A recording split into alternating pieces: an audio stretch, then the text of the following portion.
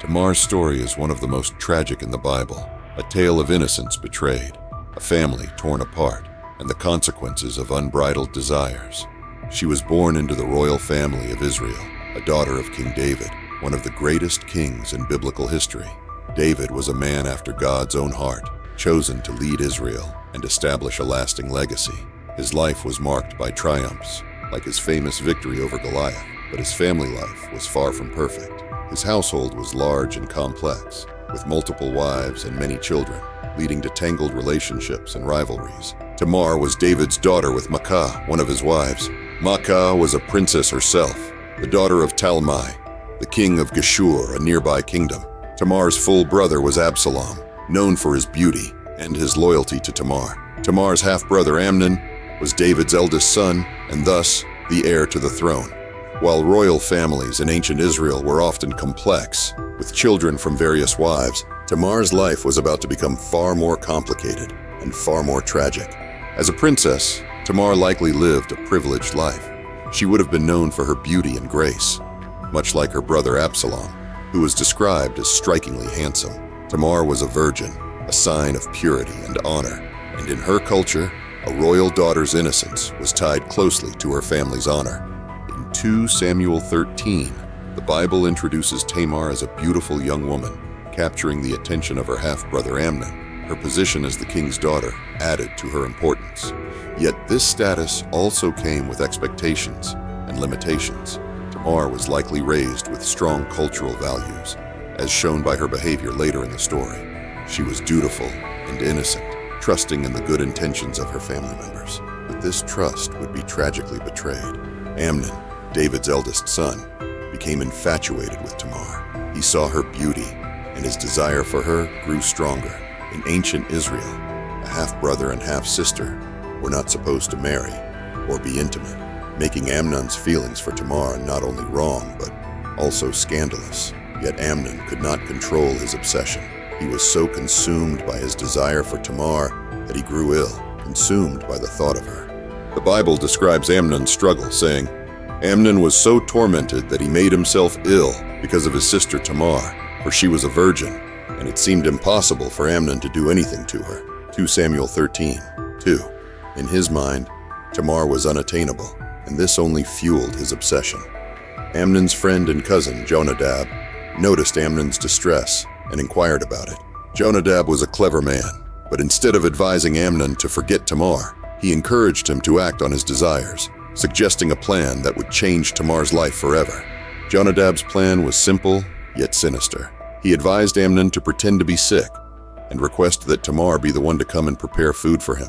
Amnon followed this plan, lying in bed and asking his father, King David, to send Tamar to his side. David, unaware of Amnon's intentions, agreed. He sent Tamar to Amnon's quarters with instructions to prepare food for him. Tamar, obedient and caring, came to Amnon's quarters without hesitation. She made bread for him, prepared it with care, and brought it to him. The Bible provides a glimpse into the scene. Tamar, performing a simple act of kindness, while Amnon's intentions lay hidden beneath his mask of illness. As she approached him with the food, the tone shifted.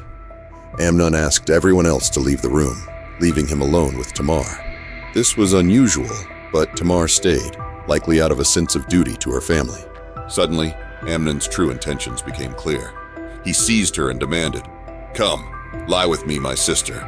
2 Samuel 13:11. Tamar was horrified and tried to reason with him. She begged him to stop, pleading, "No, my brother, do not force me, for such a thing is not done in Israel. Do not do this outrageous thing." 2 Samuel 13:12. She tried to appeal to his sense of honor and reminded him of the shame this act would bring upon her and their family. She even suggested that he speak to the king about marrying her, though this would have been an unusual and difficult request, just to avoid disgrace. Despite Tamar's pleas, Amnon would not listen. He overpowered her and violated her, ignoring her cries and disregarding her dignity. The Bible recounts this moment with a somber simplicity, letting the weight of the tragedy speak for itself. Tamar's innocence was stolen, and with it, her sense of self and family honor was shattered. After the assault, Amnon's feelings changed dramatically. The Bible says, "Then Amnon hated her with very great hatred. so that the hatred with which he hated her was greater than the love with which he had loved her. 2 Samuel 13:15. He ordered her to leave, adding insult to injury. Tamar, in a moment of desperation, begged him not to cast her out, saying, "This wrong in sending me away is greater than the other that you did to me." 2 Samuel 13:16. But Amnon refused to listen and had her forcibly removed. Tamar's grief was profound.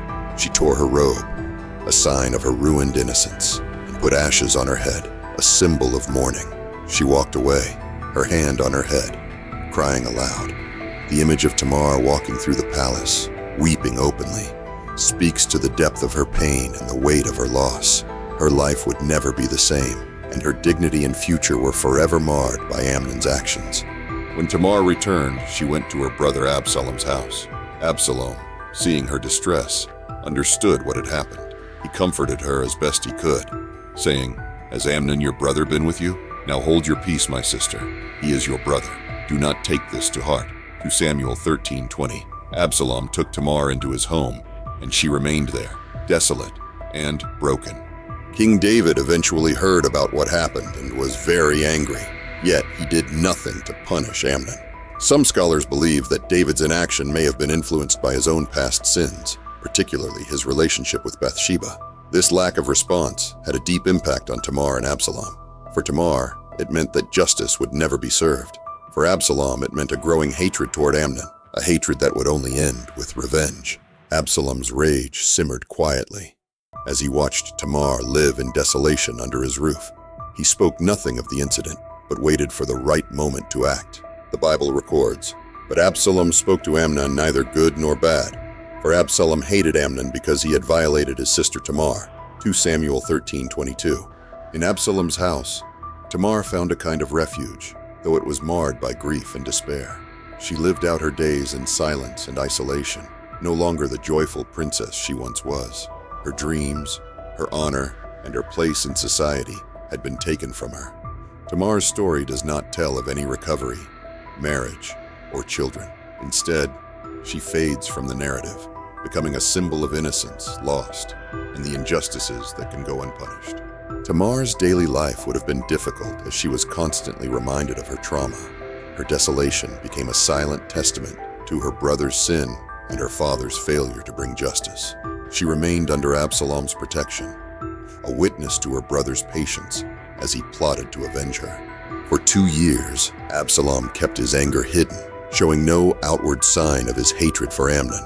But inside, he was planning. Tamar's pain and desolation weighed heavily on him. He watched his sister, once full of hope and life, now isolated and mourning her stolen honor. Absalom's sense of duty as a brother, combined with the injustice of Amnon's crime and David's inaction, fueled his resolve.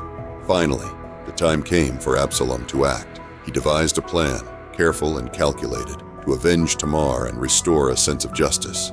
Absalom invited all the king's sons to a feast held at his own estate. The feast was festive, filled with food, drink, and celebration. Absalom made sure that Amnon would attend. His men, under his strict orders, were prepared to act when Absalom gave the signal.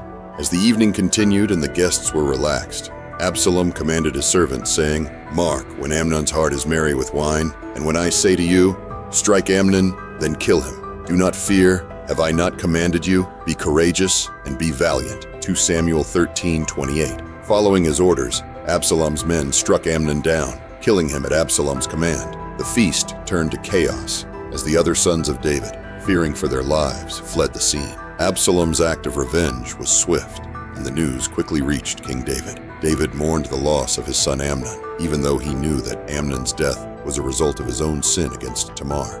Absalom fled to Geshur, his mother's homeland, to escape David's wrath. He stayed there for 3 years, separated from his father and his people.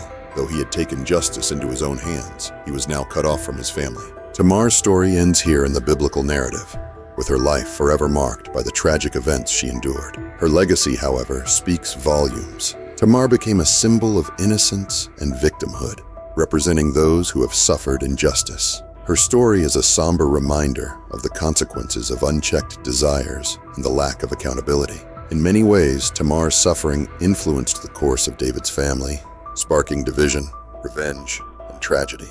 The pain Tamar experienced rippled through David's lineage, affecting not only Absalom and Amnon, but also the future of David's kingdom. The fracture in the royal family eventually led to Absalom's rebellion against David, an event that would cause more heartache and loss in David's life. Tamar's story is told with deep sympathy in the Bible, showing her sorrow, her desolation, and the unfairness of her situation.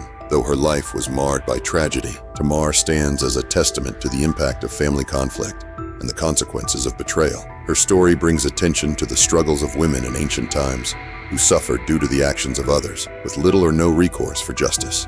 In later interpretations and discussions, Tamar's life has often been used to highlight the need for compassion, justice, and the support of family. The silent suffering Tamar endured and the lack of action on David's part reveal the challenges faced by women in ancient societies, particularly those affected by violence and social stigma. Her story has encouraged conversations about justice, the importance of family support, and the need to protect the vulnerable. The heartbreak that Tamar experienced not only affected her, but deeply changed Absalom as well. His loyalty to his sister drove him to violence, and ultimately to rebellion against his father, King David. Tamar's story reminds us of the powerful bonds between siblings, the depths of loyalty, and the lengths to which family members may go in the face of injustice. Absalom's response to Tamar's tragedy was fierce and protective, showing his dedication to his sister.